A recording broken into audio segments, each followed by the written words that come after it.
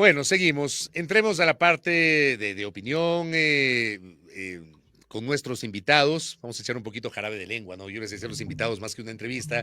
Este es un diálogo porque ese es el estilo que queremos imprimir en este programa para conversar un poco con la audiencia, intercambiar criterios sobre, en este caso, lo que nos ha dejado la campaña electoral. Gracias a Tatiana Kinga, a Ana Changuín y a Arturo Ruiz Giraldo que están con nosotros para leer un poco lo que nos ha dejado la campaña y empiezo con Ana Changuín. ¿Qué sensaciones le dejaron estos días de campaña de segunda vuelta? Bienvenida. Fabricio, ¿cómo están? Encantada de estar aquí en este panel. Bueno, creo que la campaña ha terminado formalmente. Estamos a menos de 48 horas de enfrentarnos a las urnas y probablemente la primera sensación que puedo pensar es de incertidumbre sobre lo que va a suceder este domingo. Hemos visto durante esta campaña un silencio estratégico, movidas bastante tácticas, muy pensadas. ¿Silencio estratégico de quién de o de los, quiénes? de los candidatos, un poco apostándole a cuidarse muchísimo, a tener muchísima cautela sobre los movimientos que han estado haciendo paso a paso. Yo diría que hay y que podemos observamos durante la campaña una escasez de propuestas, lo que deja a los ciudadanos en una situación mucho más vulnerable a la hora de tomar una decisión sobre quién va a dirigir el país en los próximos 4 años. ¿Coincide con eso, Tatiana Kinga? Bienvenida. Sí, gracias por la invitación al programa. Encantada de estar con los compañeros de panel. Sí, efectivamente ha sido una campaña en términos de propuestas vacías en el sentido de hablar de un plan de gobierno. O sea, en lo de fondo. En lo de fondo, por supuesto. Sin embargo, sí ha sido una campaña enfatizada o enfocada mucho en el ataque personalista de las patas que tiene cada uno de los partidos políticos. De un lado el correísmo, del otro lado ADN. Lo que a mí me llama muchísimo la atención y lo que preocupa al final del día es que a partir del debate que se dio presidencial y después de la semana de las campañas electorales, el ciudadano sí se queda con la sensación de que a pesar de cualquier acusación, idas y venidas de ambos partidos políticos, ambos tienen vinculaciones directas con el crimen organizado, con el narcotráfico. Porque entre los dos se acusan, ¿no? Porque parece que esta campaña, van a coincidir conmigo, en esta campaña parece que fue una competencia en quién es más narco que el otro, ¿no? Exacto, y eso es, al final del día es importante hablarlo, porque los temas que se han estado debatiendo en esta campaña electoral son los mismos que debatimos en el 2023 y son los mismos que debatimos en el 2021.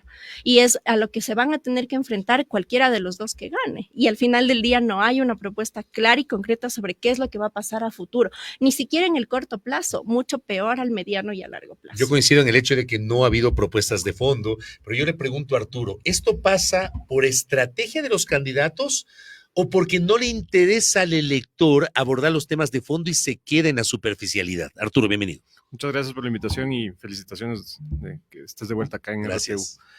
A ver, coincido en varias cosas. Una que creo que es tal vez la más clave es de entender que esta campaña, sobre todo la segunda vuelta, por el nivel de polarización y el muy chiquito margen de votos libres que quedaron, terminan convirtiéndose en tal vez la campaña, lo que decimos todas las campañas, ¿no? Esta es la campaña más horrible que hemos visto en los últimos años. ¿Qué es lo que todos los años decimos? Lo que pasa es que cada campaña se superan, ¿no? Exacto. ¿Cuándo diremos hemos tenido una campaña hermosa, no? Sí, pero creo que se superan. Y si te das cuenta, vamos repitiendo patrones, ¿no?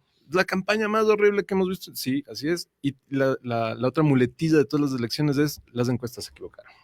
Entonces, esas son las dos muletillas de toda la vida. Pero bueno, volviendo al tema, creo que esta campaña, como decía, la alta polarización y el muy chiquito margen de votos libres que quedan, termina convirtiéndose en tal vez la campaña más técnica posible. La más horrible, sí, pero también la más técnica porque el nicho de electorado que tienes tiene que ser muy concentrado y tiene que haber una micro y macro focalización bien pensada. O sea, no puedes salir con el mensaje en general y creo que ahí eventualmente una de las campañas tuvo mejor efecto en cómo gestionó esta microsegmentación. Porque no empezamos a hablar de grandes grupos, sino súper segmentado. Quiero hablar a este, que es donde están los votos.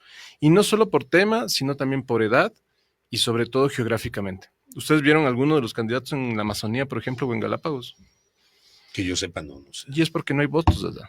Y lastimosamente eso también deriva en centralismo. No estoy diciendo que esté bien, pero el tema está en que no hay los votos, ¿verdad? Entonces, por eso estaban concentrados. Se concentran en las provincias por eso te digo que donde hay más votos, que son Pichincha, Guayas, Manabí, Azuay. Y es por un tema, y por eso te decía que creo que más allá de ser una campaña horrible, es una campaña muy técnica, porque se van concentrando en dónde están los poquitos votos que hay. No hay nada de votos. Entonces son muy, muy poquitos esos espacios. Entonces, por eso te insisto, no es tema, sino también es de edad y es geográfico. Ahora, yo reviso en este momento, estaba justamente en el aplicativo del CNE para hacer un ejercicio aritmético simplísimo, ¿no? Entre Noboa y Luisa González, ellos concentraron 9 millones de votos. Correcto. Y 1.2 de los 14 candidatos que no Claro, llegaron al balotaje. Exacto, no, luego tienes, ya se me perdió, aquí está el aplicativo, y tienes en total 11.264.000 sufragantes, es decir, queda más o menos 2 millones de votos. 1.2 de los candidatos que no ingresaron al balotaje, Ya. repito, los 14 candidatos y 6.8% más o menos del voto nulo, que es ya. histórico, ¿no? Ahora, yo pregunto, ¿esos son claves? ¿Podrían incidir, Ana? Por supuesto. ¿Cómo podrían incidir? Yo le agregaría ahí algo adicional que me declaro ignorante en estas cosas, por eso les pregunto a ustedes que son los especialistas. Hace poco yo conocí un elemento que no lo tenía tan claro, que no necesariamente el que vota nulo en la primera vuelta confirma su voto nulo en la segunda. Hay gente que anuló en primera vuelta y que tal vez vota por uno de los dos finalistas en segunda vuelta. Y probablemente, tal vez, no digo probablemente, pero puede suceder que alguien que votó de pronto por una opción en la primera vuelta, pues ahora diga, no, me desencanté y va el nulo para ustedes. Podría pasar. Claro que puede suceder, se pueden caer votos. Lo que veo menos... gente decepcionada tal vez por discursos, por acciones u omisiones de los finalistas. Sí, lo que veo menos probable es que alguien que votó por un candidato, por el candidato A en la primera vuelta, ahora vote por la candidata B o por el candidato B. Correcto. Yo eso lo veo menos probable, pero definitivamente, y un poco lo que decía Arturo sobre esta campaña táctica que han realizado los candidatos, muy cautelosa, silencios, apostándole más, y yo diría que la primera estrategia que han utilizado ha sido sembrar el temor en el otro lado sobre qué pasaría si mi contrincante gana. En eso se han basado las propuestas de los candidatos o en eso se han basado inclusive los mensajes de campaña. Recuerda qué pasó o piensa qué podría pasar si gana mi oponente, más que o en lugar de posicionar sus planes de gobierno, en lugar de posicionar cómo van a hacer las cosas. Inclusive vemos que cada vez que intentaban poner sobre la mesa o alguien les sacaba algo o algún eje de su gobierno, pues no les iba tan bien y se caían constantemente, inclusive en defender ese tipo de propuestas. ¿Eso pasó en el debate? Yo diría que en el debate se abordó poquísimo los planes de gobierno. Qué importante y qué productivo hubiera sido que se interpelen sobre los planes de gobierno, ¿no? Que se digan, bueno, usted candidata dice esto en su plan de gobierno, en el eje de seguridad, usted candidato dice esto en su eje de empleo, ¿cómo lo va a lograr? Me hubiera parecido interesantísimo que ambos con los planes de gobierno en la mano puedan primero sostener, defender el propio y también interpelar al otro.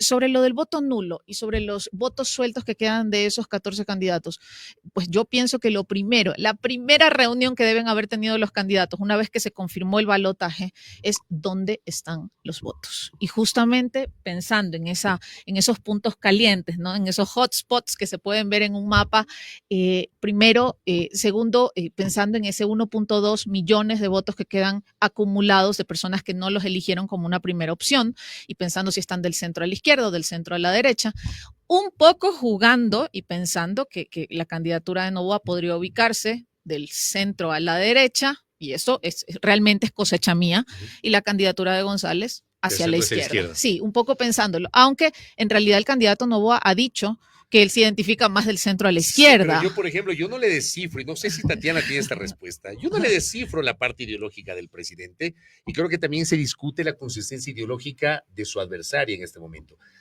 ¿Manda o no la discusión ideológica en esta elección? A ver, es interesante porque si nosotros nos vamos al término teórico sobre la ideología y sobre todos los estudios que se ha hecho desde la ciencia política sobre la ideología, evidentemente eso no aplica. No voy a decir que no existe, pero no se aplica en el Ecuador. Y lo que existe en el Ecuador, y pensando mucho, es que la ideología se construye con organizaciones políticas que tienen una estructura, que tienen una formación, que tienen toda una dinámica interna organizada que es fuerte y que además se aplica al territorio. Y eso es algo que en el Ecuador no existe. Pero creo que eso se terminó hasta la primera década del 2000, cuando teníamos Partido Social Cristiano, Izquierda Democrática, El el último MPD tramo de los también. 90, la Democracia Cristiana, que Sí, luego exacto. del gobierno de Maguad desapareció, pero había, Exacto. digamos, organizaciones con una consistencia ideológica. Sí, por supuesto, porque tenían además, el problema ahí es que estos partidos mutan a ser partidos personalistas, evidentemente, entonces la ideología del líder del partido, por llamarlo así, se va a ir construyendo y se va a ir mutando en los diferentes políticos, actores que están involucrados en este movimiento. Ahora, yo sí creo y no estoy tan de acuerdo con la tesis de que la ideología no mueve al voto ciudadano. ¿Por qué? Porque todo lo que hace un ecuatoriano, evidentemente las decisiones que toma desde su vivencia propia, y no me quiero referir al ámbito de las discusiones académicas ni de los expertos, sino desde la cotidianidad de la gente, responde a una ideología. ¿Y por qué? Porque también hablamos de que hay una crisis de representación. Si es que no hubiera una ideología inmersa en sus diferentes mutaciones, tampoco habría una crisis de A mí representación. me parece que Arturo va a discrepar, porque yo creo Entonces que tú discutes mueve. el componente ideológico, Arturo. A ver, es que creo que no es solo eso, sino que tiene que haber una combinación de factores, ¿no? En el medio también estamos viviendo en una sociedad que está hiperpolarizada, que es lo que ya conversamos de alguna forma, pero también el estado de ánimo en el que estamos ahorita, el mood futuro que les llaman también, que es pésimo. O sea, estamos mal, en el futuro vamos a estar peor, ese es el ambiente que tenemos en general, y también no confiamos. O sea, yo no confío en el de al lado ni en mi vecino, y mejor si saludo, no yo personalmente digo, pero el ejemplo es la ciudadanía en general está ofuscada y está desconfiada de todo, de absolutamente todo. Lo que se viene para adelante, no creo que se define ahorita el 14 de abril. O sea, de hecho, no sé si, ¿cómo decirte? No sé si va a ser una victoria muy chiquita de un muy corto plazo, pero lo que se viene después, el que gane, va a ser terrible, porque gané con la mitad del voto, pero la otra mitad del voto está en contra mía, porque sí estamos de hiperpolarizados, y en el medio, todo el mundo, el 100%, están enojados, y están desconfiados, y están tristes. Entonces, creo que ahí van a jugar mucho más del tema de las ideologías, este principio de que el voto no es racional. O sea, en principio, si por racionalidad diríamos, deberíamos votar por A, B o C. En este caso creo que también hay tres candidatos, que me regreso al tema de, está Luisa González, está Daniel Noboa y está el nulo, porque creo que el nulo va a tener un impacto en el resultado al final, porque en función de cómo crees que ese nulo y a quién le pueda restar ese nulo, creo que se puede definir un tema importante ahí. Pero volviendo a la otra cosa, al final del día la elección se va a llegar con un margen muy chiquito, pero vamos a tener que el que gane gobernar sin plata, con un ambiente polarizado y con un ambiente de desánimo. Y allí creo que también es interesante anotar que dentro de toda esta configuración súper interesante que se da en la Asamblea Nacional, yo creo que hay un escenario bastante probable que si es que gana, en este caso la Revolución Ciudadana, va a haber mucha mayor probabilidad de que el bloque de ADN se pueda... claro, porque es un bloque de retazos. No es un bloque orgánico. Exacto. En cambio, la Revolución Ciudadana, y eso es lo interesante, que hay muchos otros colegas también que hablan de que en el Ecuador no hay partidos políticos. Yo por un lado concuerdo con eso, pero la única organización política que existe ahorita en el Ecuador es la Revolución Ciudadana. Entonces es menos probable que si es que gana Daniel Noboa, la Revolución Ciudadana se rompa. Aunque sí ha habido, digamos, asambleístas que se han ido de RC. Y eso lo vamos a ver. Pasó, ¿no? Y eso lo vamos que 5 a ver. se fueron al bloque de ADN. Exacto.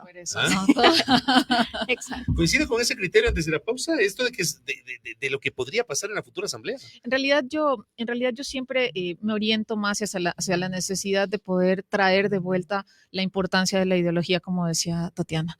Y el problema de fondo y al que siempre creo que vamos a llegar, y si no lo resolvemos, pues seguiremos en este entuerto democrático, es la crisis de partidos. La ideología tiene que consolidarse, tenemos que orientar y tenemos que un poco llamar a los candidatos y a las personas que hacen política que revelen su ideología. Yo me quiero morir cada vez que escucho a un político diciendo, no importa la ideología. No importa la ideología, no se trata de ideologías, no soy ni de aquí ni de allá, me quiero morir, de verdad. O sea, a mí me parece que los ciudadanos merecen respeto y merecen conocer cuál es el pensamiento que tienen en términos de salud, de educación, políticas laborales, cuál va a ser su política en el comercio exterior, cuál va a ser su posición en tema impositivo. Y ojo, que cuando pienso yo en la asamblea, cómo quedó pintada, una asamblea bipartidista, a mí no me molesta tanto, ¿no? No me molesta tanto. Finalmente es lo que muchas veces y de forma reiterada se ha pedido. Hay que escoger a los asambleístas en la segunda vuelta. Bueno, ahí está. Tenemos una asamblea que podría haber sido elegida en una segunda vuelta claro, porque tienen 2 bloques mayoritarios de los candidatos que pasaron al balotaje. Ah, pero no les gusta. ¿Por qué no les gusta? Por la calidad. Por eso no les gusta. Porque hay algo que sigue sin cuadrarles cuando ahora tienden una asamblea bipartidista. Déjame hacer una pausita porque creo que está interesante esta parte y Arturo también quiere añadir algo. Hagamos una pausa en este momento aquí en Revelaciones a través de Canal RTU y la retransmisión por Primera Plana. No se me vayan, volvemos.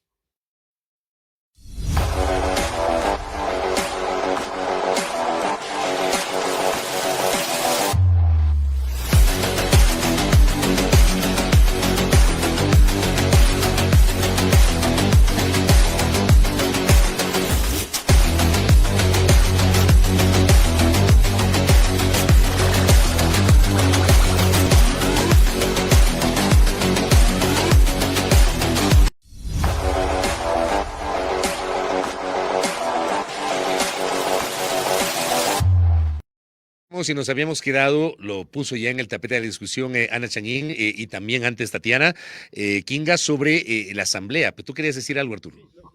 Yo estoy totalmente de acuerdo con Ana y con Tatiana. Pensé que ibas a discrepar. No, pero no, a lo que voy es que sí, pero creo que es apenas una manchita de la vaca. O sea, el problema es muchísimo más grande y el problema está en que mientras no existe una reestructura real a nivel institucional y de política pública del proceso o de la institucionalidad en general del tema electoral, en el país no va a pasar nada. Vamos a seguir teniendo estos parchecitos, ¿no? Entonces seguramente para la próxima elección va a pasar que no, vamos a cambiar el método y ese va a ser la gran reforma. La gran reforma es no tomarle foto al voto. ¿Ustedes creen que con eso se van a solucionar los problemas del país? ¿Ustedes creen que con eso vamos a solucionar los problemas de representatividad? Ahora yo pregunto, porque me pareció interesante lo que dijo Ana, este tema de que los asambleístas se elijan en segunda vuelta fue debatido en Montecristi y finalmente decidieron que sea en primera vuelta. Ahí está. Ya, decidieron que sea en primera vuelta. Pero yo pregunto, Arturo, esto, y sin pretender tener la bola de cristal y no tenemos chance de meternos en un multiverso para saber qué hubiese pasado, pero hubiese cambiado, digo, apelo a tu conocimiento y experiencia, si la votación seguía siendo por personas y no por listas como estamos votando desde 2021? Yo creo que sí hubiera cambiado un poco el panorama y ahí, claro, la diferencia era que las campañas te invitaban a votar en plancha. Ese era un poco el espíritu. Pero creo que hay 2 cosas. Una, que creo que sí es importante y necesario poder votar entre listas por nombres, porque creo que eso de alguna forma te da nivel de calidad y de experiencia, y lo otro que creo que es importante es permitir que se quite la jubilación de los asambleístas después de dos periodos. O sea, estamos jubilando a gente que puede ser de ambas veredas, pero que tiene experiencia, que tiene conocimiento y que de alguna forma pueden decir, vean, para hacer una ley hay que hacer el informe y el informe tiene estos plazos. Ahí yo coincido contigo y yo vengo diciendo esto desde el año 2017 cuando se convocó a la consulta popular que desmontó las enmiendas constitucionales que impulsó el correísmo en su momento respecto de le dicen reelección, yo le digo postulación indefinida, porque sí discuto la postulación indefinida para presidente de la República, yo sí creo que eso tiene que tener un límite, pero para legisladores, tanto concejales o asambleístas, yo sí creo que tiene que haber una postulación indefinida por un tema de experiencia, por un tema de formación, por un tema de un camino recorrido que puede contribuir en este proceso de formación de leyes. Y ahí Ana Chañín seguramente va a coincidir conmigo, creo yo, y le voy a escuchar por su condición de abogada, pero que también ha sido asesora legislativa. Ana. Por supuesto, la experiencia parlamentaria es algo valiosísimo y que creo que este sistema en el que no se permite que se cree y que se consolide una carrera política, ¿no? En la cual inclusive se vaya viendo el progreso del perfil de un legislador, deja afuera gente valiosísima.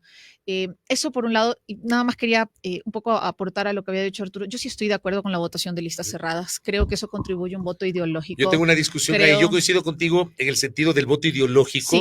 Sí. El voto por personas desnaturaliza el voto ideológico. La gente termina votando por el más conocido independientemente de su intención ideológica.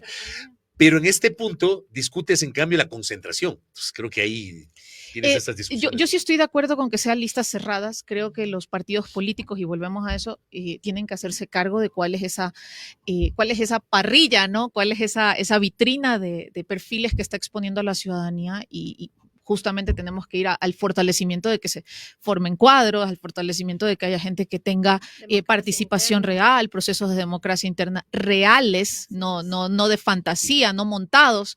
Y creo que listas cerradas contribuyen a que haya esa responsabilidad de lado y lado, ¿no? Por parte de los partidos políticos de ofrecer calidad en la papeleta y también de los votantes, que tienen una cuota de responsabilidad. Y es al menos decir, bueno, a mí me gusta tal partido, o bueno, a mí me gustan los socialcristianos, pues yo voto socialcristiano. O yo estoy con RC, yo voto RC y me hago responsable pues, por el paquete que estoy votando. ¿Cómo explicas entonces tú el voto cuando se podía hacer entre listas en que no, yo voto por este social cristiano y voto por el de acá por RC y también voy a votar aquí por un Pachacuti y voy a votar acá? No, pues no se explica, no se entiende. ¿Qué espera ese ciudadano de la representación que puede hacer ese perfil? ¿Quiere una representación de izquierda? ¿O quiero una representación de derecha? ¿O prefiero una representación de centro? ¿Qué espero yo? Y a eso me refería, y nada más para cerrar la idea, con qué esperamos de la nueva asamblea. Y cuando digo que es una asamblea que, bueno, debería ser un poco más, debería tener este factor que pocas veces hay en la política ecuatoriana, y es el factor de la predictibilidad. La asamblea que tenemos y que se va a instalar en este mayo, al menos debería darnos certeza sobre cómo el bloque morado se va a pronunciar, por ejemplo, en materia impositiva. Y supongo que lo contrario va a ser el bloque azul. Cómo el bloque morado va a ser, o cómo el bloque de ADN se va, por ejemplo, a pronunciar sobre temas en materia de salud, del sistema de pensiones. ¿Cuál va a ser su posición en el marco de política exterior? Debería ser antagónica si estamos hablando ahora mismo de dos partidos y de dos frentes completamente opuestos, de dos veredas completamente antagónicas, pues deberíamos tener una asamblea que se enfrente y que colapse en cada una de las votaciones. Y ahí yo Vamos a ver si tenemos posiciones sólidas. Y ahí le voy a añadir un tema adicional, Tatiana, a lo que dice Ana. Imaginémonos, idealmente, aunque yo suscribo lo que decía Tatiana en el bloque anterior, de que seguramente va a haber una variación en estas dos megabancadas dependiendo de quién gane la elección, quién se posesione eventualmente el 24 de mayo, pero el 14 de mayo con seguridad va a haber una modificación de este mapa inicial de 67-66. Pero tenemos por el otro lado 18. Y ahí, por ejemplo, hay 8 Pachacutics, hay 4 socialcristianos y hay un grupo ahí de legisladores que están, digamos, claro, que tienes Construye, tienes movimientos locales, misceláneos sueltos efectivamente, pero que son claves en este momento. De eso también hay que hablar. Claro, por supuesto. Por un lado, sí, quisiera aportar un poco a lo que dijo Ana. Yo estoy muy de acuerdo con que el tema de listas cerradas puede en algún punto fortalecer el tema ideológico, en pensar en un voto ideológico. Pero si es que no hay una reforma integral interna desde las organizaciones partidistas, no funciona. ¿Por qué? Porque tenemos ahorita, y no voy a desmerecer la juventud para nada, pero en el ejercicio legislativo la experiencia política se gana desde muchos otros ámbitos y tenemos legisladores que tienen 19 años. Una vez más, no desmerezco el profesionalismo que puede tener la juventud, pero un joven de 19 años en el mundo que es el escenario legislativo, ¿cómo funciona? Si es que no tiene unos buenos asesores, en fin, hay también cuestiones sobre los asesores. ¿Usted, por ejemplo, cree que ahí cabría una modificación constitucional para subir la edad para ser candidato a la asamblea? No por un lado, porque es restringir un derecho que los ciudadanos tenemos. Eso no va a dar paso al acuerdo constitucional por tema de derechos. Sí, por supuesto, pero por el otro lado es la carencia que tienen los partidos políticos de funcionar como deberían de funcionar. Entonces, más que ser una reforma en la Constitución, es cómo están organizados los partidos en el Ecuador, cómo funcionan los partidos del Ecuador y en ese punto poder evaluar también en esta congruencia que debe de haber entre lo que nos dice la ley, la Constitución y cómo se debería de hacer el ejercicio político ahora. Si vemos, por ejemplo, el mapa que yo graficaba de la Asamblea Nacional, y ahí tenemos a Pachacuti. Yo creo que esos 8 o 9 votos de Pachacuti son claves. Pero ¿de dónde veo yo a Pachacuti adhiriéndose a una tesis de ADN? Le veo más cercano a adherirse eventualmente a una tesis de RC. Y bueno, también hay que tomar ahí en ese punto el contexto de este acuerdo que se da entre el movimiento indígena y la Revolución Ciudadana, que no necesariamente está ligada a conseguir más votos del sector indígena, sino justamente a conformar esta posible alianza que puede ser muy efímera también dentro de del legislativo, al menos en la primera semana de cuando empiecen los legisladores a funcionar y se armen las comisiones. Yo creo que va por ese lado, ¿no? Entonces, evidentemente, pensando también en que el movimiento indígena está muy fraccionado, que Pachacutic también está muy fraccionado, pero hay una, o yo lo veo de esta forma, hay un escenario de muy baja probabilidad, evidentemente, que los legisladores de Pachacutic lleguen a un acuerdo con los de la bancada de ADN. Que se rompa como pasó con el bloque de Pachacuti de 2021, que llegó con 27 y ni bien se instaló, se rompió, los unos se fueron con Lazo y los otros se quedaron con, eso fue un escenario, la lista 18. Y eso fue un escenario sumamente interesante lo que pasó en el 2021, porque era la primera vez que el bloque indígena tenía este número tan representativo. Nunca. Exacto, y yo creo que no va a volver a pasar tampoco. Ahora, hablando de alianzas, Arturo, en esta segunda vuelta, en esta campaña, también han estado omnipresentes, por ejemplo, algunos apoyos que han recibido los dos finalistas. El candidato a presidente recibió el apoyo de Construye. Los socialcristianos no dijeron hay que votar por Noboa, pero dijeron no vamos a apoyar al correísmo. Un segmento del movimiento indígena, no el grueso del movimiento indígena, pero voces del movimiento indígena, algunas históricas, como por ejemplo Quitituaña, por mencionar un caso, la posición de Lourdes Tibán, de Jorge Herrera, expresidente de la CONAIA, apoyando a Noboa. Por el otro lado, tenemos a Luisa González con este respaldo de Pachacutic a nivel, digamos, de una decisión de mayoría, Partido Socialista, Centro Democrático, etcétera. Yo pregunto si estos apoyos en la campaña tuvieron algún nivel de incidencia ya en el balance, Arturo. A ver, solo para aportar en el tema de la asamblea, no sé si han hecho el ejercicio, pero si, digamos que todos se quedan firmes en el bloque que entraron. RC, digamos que se une con Pachacutic, tienen 75, no alcanzan a los 77. Si todos los de ADN se suman con todo el resto, tienen 76. Alguien tiene que quebrarse, porque si no, no van a tener los votos ni para probar la marca de café que toman ahí. No, alguien va a tener que quebrar a alguien ahí en ese momento, y estoy totalmente de acuerdo con Tatiana, va a pasar. ¿Y cuándo se va a definir eso? Es el domingo. Ahora, porque claro, una vez que ya sepan quién ganó, van a saber a qué lado tienen que volver a llamar, ¿no? Eso por un lado. En el tema de las alianzas, creo que más que un tema de si el líder, caudillo, llámale como quieras al líder de un movimiento, te dice que te va a dar el voto a ti. No es que el ciudadano que votó por ese candidato va a decir, ay, sí, como me dijo, entonces yo voy a votar atrás. No, el voto no es endosable, no funciona así. ¿Qué sí puede funcionar? El mensaje que hay atrás. ¿Qué mensaje veo yo en las dos campañas? Que Daniel Noboa está solo. O sea, en principio él está trabajando solo, no tiene alguien que esté atrás. Mientras que Luisa González, durante las últimas semanas, sobre todo, ha empezado a meter mucho el tema de unidad. Entonces, no te está hablando de él me está apoyando y por ende yo tengo los 500 votos que sacó el señor, sino de yo estoy aglutinando y estoy haciendo algo que el país eventualmente sí puede necesitar, que puede ser y más si simbólico. quiere, es el símbolo. Entonces, a mí me apoya parte de Pachacutic, me apoya el Partido Socialista, que ahí creo que Verónica sí lo ha hecho un trabajo bien interesante, se suma a Centro Democrático, y digamos esos son los de izquierda, pero anteayer aparece Dan Topic, y no sé si se escucharon también ahora le dicen la camarada Ana Galarza. Entonces, los dos salen con, sí, Topic además tiene una palabra que es clave ahí, ¿no? Que dice, si mi presidente me llama, tengo esta obligación moral de poder ir y trabajar por el país. El mismo día, creo que Ana Galarza con el amigo Fernando Ampuero dijo más o menos lo mismo. O sea, yo coincido con Jan Topic y creo que sería una obligación moral. Entonces, más allá de si hay gente atrás de estos líderes, el tema es el mensaje de unión. Ese es el mensaje que es distinto y que eventualmente, ahí habrán visto en las encuestas, puede ser efectivo, porque ya estamos... Siempre repito esto, estamos hartos de la pelea política entre políticos. O sea, ya en algún momento tiene que haber alguna solución para la gente, ¿no? Porque si no, vamos a seguir diciendo en la próxima elección problemas de seguridad, problemas de empleo, problemas de economía. Déjenme hacer una segunda pausa, tercera pausa en realidad, y ya regreso con el bloque final de Revelaciones por Canal RTV y Primera Plana. No se me vayan. Arturo, en el bloque anterior, y quiero abrir justamente este último bloque con esto que había dicho, un poco estos símbolos que se han generado. Pero esta semana también ocurrieron algunas cosas. Extra campaña que creo yo sí pueden incidir en la campaña.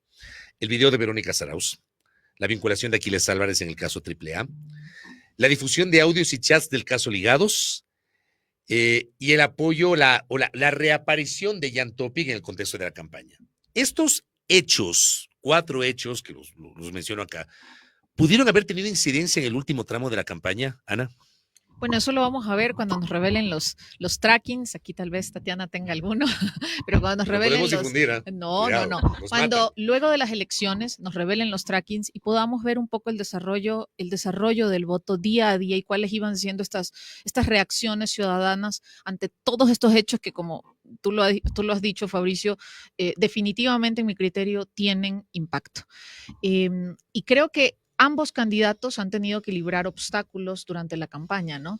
No solamente, no uno de ellos, sino ambos candidatos, factores externos, acusaciones, menciones, referencias, chats, inclusive factores de la naturaleza, ¿no?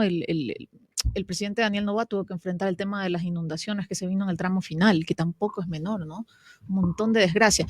Lidiar ambos candidatos, pero principalmente yo creo que el presidente con el tema de esa lamentable cifra, de esa lamentable estadística que tenemos y que estamos punteando, que es el país más violento de toda América Latina y que superamos a México inclusive en los momentos más complejos. Es dolorosísimo saber que en ese estado estamos ahora mismo en el Ecuador. Así que sí, yo creo que sí pudieron haber impactado. Repito, eso lo vamos a poder ver ya posterior a las elecciones cuando veamos un poco cuál es la evolución que tuvo el voto en estos días. Y creo que ahora mismo y en estos días los ciudadanos lo que han buscado y que creo que lo que van a hacer es hablar durante este fin de semana, probablemente mañana, se dice que el sábado, el anterior, y mañana tiene muchísima relevancia cuando se decide el voto, ¿no? Ese almuercito familiar en el cual se comparte la opinión, se debate un poco. Y encima el domingo será Domingo de Ramos, ¿no? Ay, sí. Yo ya quiero que sea lunes. Claro. Pero creo que en este último tramo se va a discutir mucho, primero el factor miedo, que lo puse, que ha sido uno de los puntales de las campañas. ¿Qué pasaría si el otro gane? Y esto ha sido un efecto espejo. Y segundo, ojalá que esto supere inclusive el efecto miedo. ¿Cuál puede ser esta probable efectividad que tenga y que resulte ganador para implementar todo lo prometido? Porque Ecuador no puede esperar más. El tema del desempleo, ya hemos hablado de la inseguridad, propuesta educativa que se está estudiando no solamente ahora para poder satisfacer el que tengo que irme a la universidad, sino qué va a ser ese graduado en 4 años o qué va a ser ese graduado en 5 años que puede ser un desempleado más. Así que pensar cómo se va a moldear el destino del país, creo que debe ser la principal discusión, ojalá, el día de mañana en todos los ecuatorianos. Coincido con lo que dice Ana en el sentido de que es difícil que nosotros sepamos, porque, insisto, no tenemos la bola de cristal, si esto va a incidir o no, pero sí influye en la conversación. Yo pregunto, ¿esa influencia en la conversación de esta semana podría ser clave de cara al domingo de elecciones, Tatiana? Bueno, ahí no hay una respuesta tampoco exacto, ni de sí ni de no. Evidentemente se pueden dar estos círculos de conversación. Yo no creo que en la conversación más cotidiana de la gente se puedan topar justamente todos los problemas que trae el Ecuador: economía, seguridad, empleo. Por ejemplo, hoy venía conversando con alguien que me decía: lo que yo quiero es que mi hijo entre a la universidad. Y si el candidato A o B me ofrece que mi hijo va a entrar a la universidad, no importa cómo, lo voy a votar por él, porque ese es mi problema principal. Y eso, evidentemente, como lo decía Arturo, pensando en términos electorales y pensando en los problemas que tienen los diferentes sectores del Ecuador, la conversación va a ir justamente de todos los problemas que tenemos, cuál es el prioritario. Y de todos esos problemas, tal vez, cuál es una posible solución. Y, por ejemplo, en las votaciones de la primera vuelta fue algo bastante interesante. En la ciencia política se habla algo de las identidades negativas dentro de este escenario. Entonces, se hablaba muchísimo que la explicación de tener este bipartidismo en la Asamblea Nacional, de haber votado por Daniel Noboa o por Luisa González, era justamente no porque la Revolución Ciudadana esté rompiendo su techo de votos, sino porque estas identidades negativas se presentan porque la opción no es justamente Daniel Noboa, pero tampoco es que regrese.